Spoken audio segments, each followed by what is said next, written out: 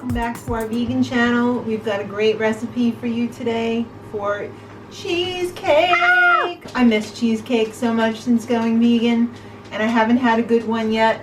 I'm hoping this is going to be the one. It's going to be a traditional graham cracker crust with a nice cheesecake top. That dog's really thirsty. Alright, so let's get started with the crust. I've got a, I don't know, what's this, 8-inch pan here. I cut a piece of parchment paper for the bottom so that I don't have a, I can't get it out of the pan disaster. That's happened before.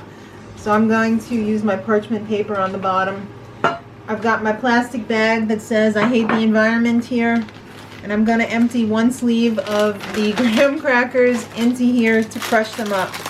You could also do this in a blender or however you crush up graham crackers. I don't know. So this is, I believe, 5 ounces of graham crackers if you're following along. Whoa, those crush pretty easily. You don't want any big pieces, so make sure they're all pretty much pulverized. Alright, gonna empty these into our mixing bowl. I don't want this to be too sweet because nobody likes that. There's gonna be a lot of sugar in the cheesecake part. Well, not a lot, but enough. So I don't want to add any more sugar to the crust. So we're gonna add just some refined coconut oil. I melted it because it's kind of hard to do if you don't melt it. We're just going to do like 2 tablespoons. See where that takes us? Might need a little bit more. I'm going to go with 3. You know what? I think we might need 4.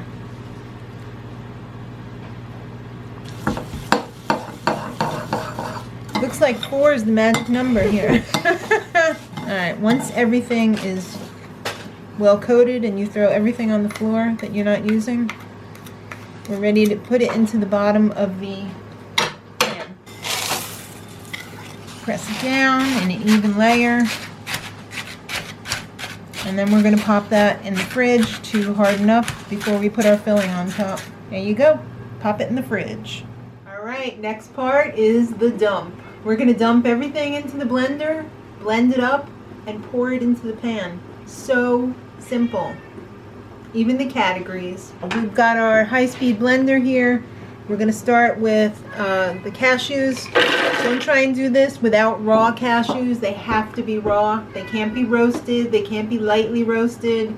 Don't get salted. Plain raw cashews. Then we're going to be adding 1 tub of vegan cream cheese. This is 8 ounces.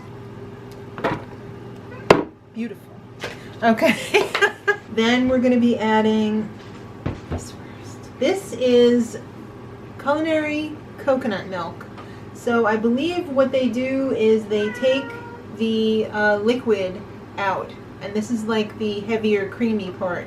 So this is what we're using today, and we're going to be using 1 cup of this. Whoa, I didn't expect that. But I guess I should have if it was just the cream part. That's a little thick. That's nice. And we're going to be using 2/3 of a cup of maple syrup as our sweetener. See, you can still do it even on a day when you're not having the best day. And also, I don't have any lemon zest for this, so we're going to forego the lemon zest for today, but it's going to be in the complete recipe in the info box below. We're going to give it a splash of vanilla. I'm going to do my dry ingredients first so that I don't have to wash my measuring spoon. I'm going to put the arrowroot in. This is what's going to thicken it up. Alright, we're going to do some lemon juice. I'm going to put in a little bit extra since we don't have the lemon zest. Just for fun. And final ingredient, love. No, just kidding. It's a pinch of salt. But throw the love in too. I'm going to take this over to the blender. The blender base. What to choose? Let's try sauces dips.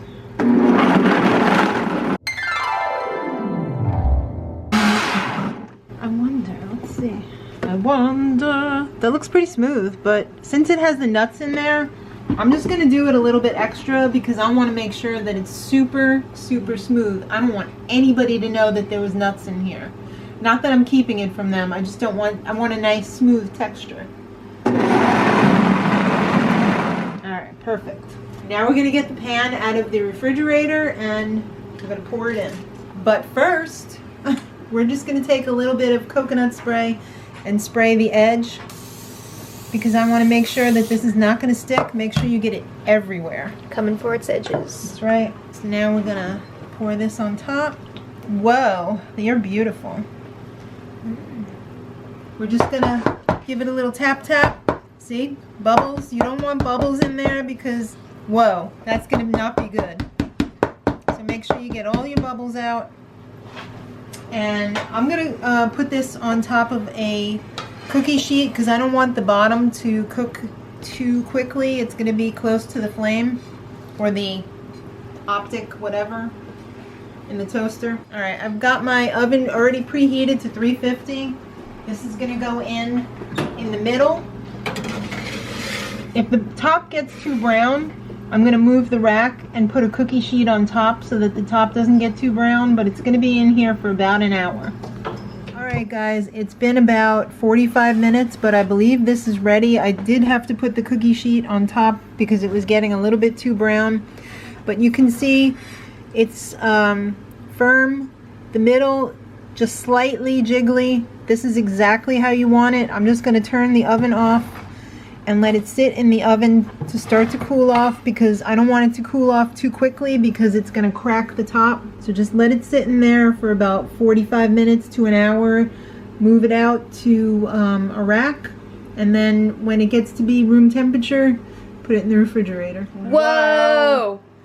So like I said before, it stayed in the oven with the door open to cool off a little bit. Moved it to a wire rack for a little bit, and then when it was room temperature, put it in the fridge to really cool off. So we're left with this. You can see this is exactly what we want. It has pulled away from the sides. You want to give it a little wiggle. You might need to run a knife around it, but this is a brand new pan, so nothing's sticking to this. So now we're just going to flip it over so that we can plate it. And just so I don't wreck the top, I don't want to put my hands on it, I'm just going to put a little plastic paper. Alright, we're going to flip it very carefully. I'm going to take off the pan very carefully. There we go. Alright. Now we're going to put, we're going to do swapsies. I know, this seems like a lot, but it's totally necessary. And there we go. Whoa, beautiful. Right? I cannot wait to cut into that. Right, here we go. This is what dreams are made of. Hey Whoa. now. Hey now. This is what's left over. I could have easily eaten that all. It was so good, you guys. Okay, I'm gonna be real. I was not expecting greatness because last time it was not great. Right. But this new recipe was spectacular. It was everything. It tasted like a regular cheesecake. It maybe even better. Has the texture of a beautiful The texture was spot cheesecake. on. The flavoring was amazing. Perfect. I cannot say enough about this amazing cheesecake. And it'd be oh so easy to put some fruit on top or some special like caramel type sauce. Yes. But even just on its own, it is so good. The thing that I liked so much about it was the color on the top. It was kind of like a flan. It did remind me of a flan. Like a creme brulee. Yeah. So guys, don't take our word for it. Give it a shot. It's amazing. You won't be sorry. It's a showstopper. Even my mom was shocked. Granny was She in was love. shook. She was in love. She couldn't even believe it. She was like, so how much butter did you put in? 0. Alright guys, give it a shot. Thumbs up for a great cheesecake. Subscribe for more recipes like this. And until next time, much love.